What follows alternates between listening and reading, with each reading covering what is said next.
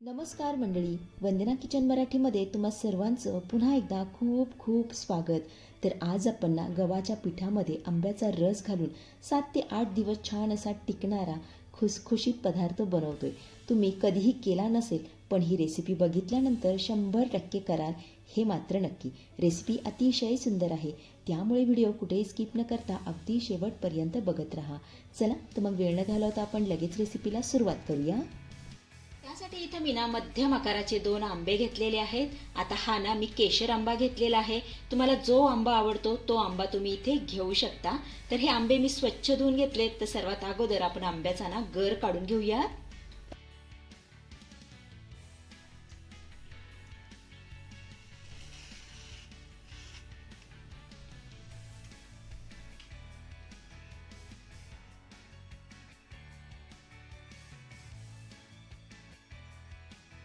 तर इथे तुम्ही बघू शकता आंबा मी असा चिरून घेतलेला आहे. आपण आता चमच्याच्या साहाय्याने याचा ना गर काढून घेऊया. हे बघा, अशा पद्धतीने गर काढून घ्यायचा आहे.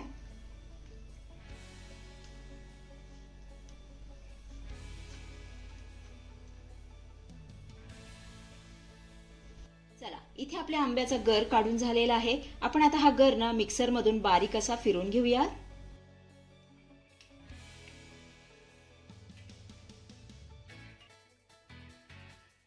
तर इथे तुम्ही बघू शकताय आंबा मी मिक्सरला फिरून घेतलाय आणि याचा मस्त असा पल्प तयार झालेला आहे. हे बघा, आपण आता हा एका मोठ्या भांड्यामध्ये काढून घेऊया.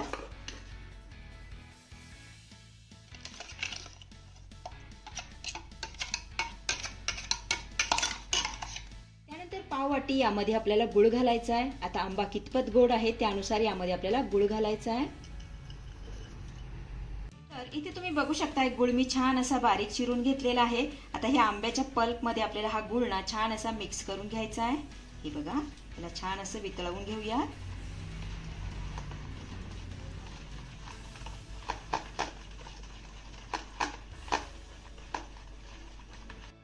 तर गुळ आपण ना यामध्ये बारीक चिरून घातला होता, त्यामुळे तुम्ही बघू शकताय आंब्याच्या पल्प मध्ये हा गुळ ना छान असा वितळलेला आहे. हे बघा, आता यामध्ये ना आपण चवीपुरतं मीठ घालूया.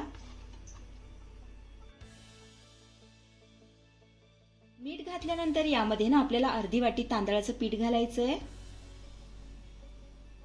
त्यानंतर 2 ते 3 चमचे यामध्ये आपल्याला बारीक रवा घालायचा आहे. आता पुन्हा आपल्याला हे सर्व साहित्य चांगलं एकजीव करून घ्यायचंय. हे छान असं मिक्स करून घेऊया.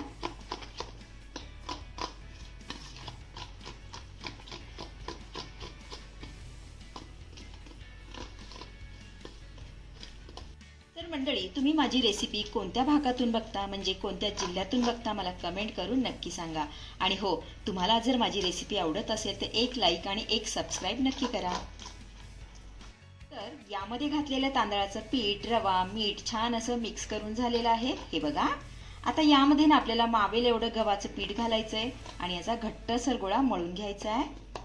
तर सुरुवातीला ना 1 वाटी गव्हाचं पीठ यामध्ये घालतीये. आता हे पीठ ना मी हाताने छान असं मळून घेतेय.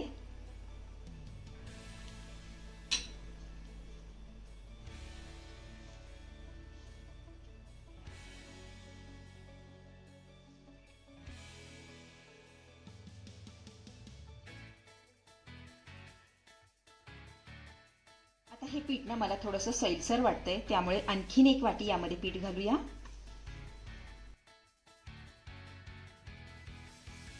याला चांगलं मळून घेऊया.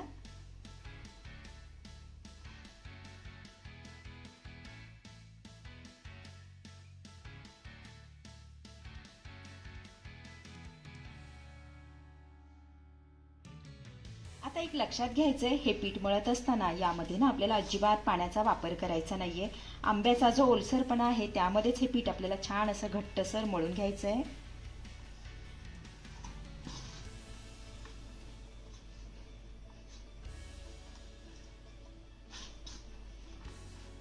तर इथे तुम्ही बघू शकताय आपलं हे घट्टसर पीठ मळून तयार झालेलं आहे. हे बघा, इतकं घट्ट मी मळून घेतलेलं आहे. आता यावरती आपल्याला झाकण ठेवायचंय आणि हे पीठ ना आपल्याला 10 ते 15 मिनिटं चांगलं मुरू द्यायचंय. चला, इथे 10 ते 15 मिनिटं झालेली आहेत आणि तुम्ही बघू शकताय आपलं हे पीठ छान असं मुरलेलं आहे. आता हे पीठ ना आपल्याला पुन्हा चांगलं एकजीव करून घ्यायचंय. याला पुन्हा चांगलं मळून घेऊया.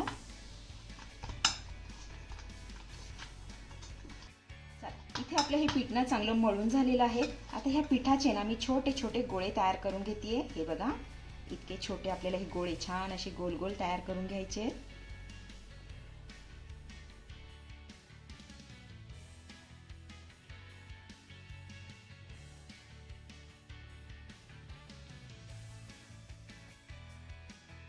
तर इथे बघा आपले सगळे गोळे बनवून तयार झालेले आहेत. तर आज आपण ना 7 ते 8 दिवस छान असे टिकणारे आंब्याचे घारगे बनवतोय. गोळे तयार आहेत, घारगे बनवायला घेऊया. तर यामधला एक गोळा मी पोलपाटावर ठेवून घेतलेला आहे. याची ना मस्त अशी पुरी लाटून घ्यायची आहे. हे बघा, तर यावरती ना आपल्याला सुक्क पीठ घालण्याची अजिबात आवश्यकता लागणार नाही, कारण आपण हे घट्ट गोळा मळून घेतलेला होता. त्यामुळे छान अशी पुरी लाटून घ्यायची आहे.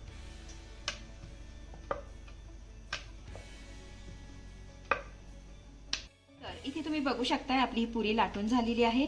खूप जास्त जाड नाही किंवा खूप जास्त पातळ नाही, अशी मध्यम स्वरूपाची ही पुरी मी लाटून घेतलेली आहे. आता अशाच पद्धतीने आपण सगळ्या पुऱ्या लाटून घेऊया.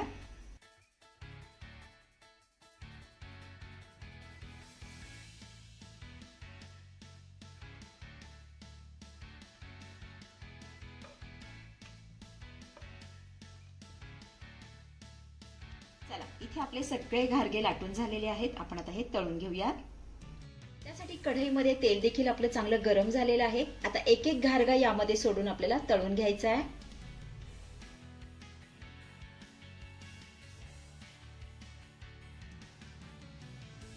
आता हे घारगे तळत असताना गॅसची फ्लेम ना आपल्याला मीडियमच ठेवायची आहे.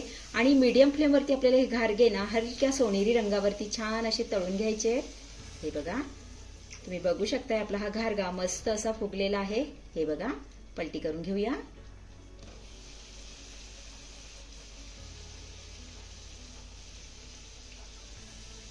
तर दोन्ही साईडनी हा घारगा ना मस्त असा हलक्या सोनेरी रंगावरती तळून झालेला आहे. हे बघा, आपण आता हा काढून घेऊया.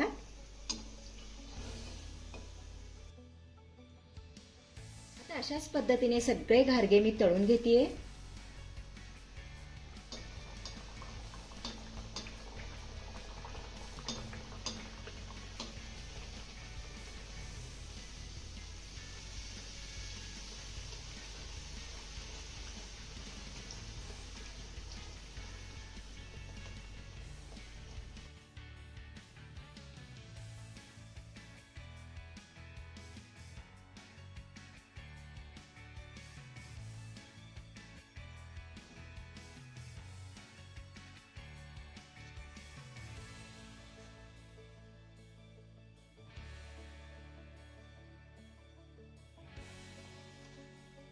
चला, इथे आपले सगळे घारगे तळून झालेले आहेत.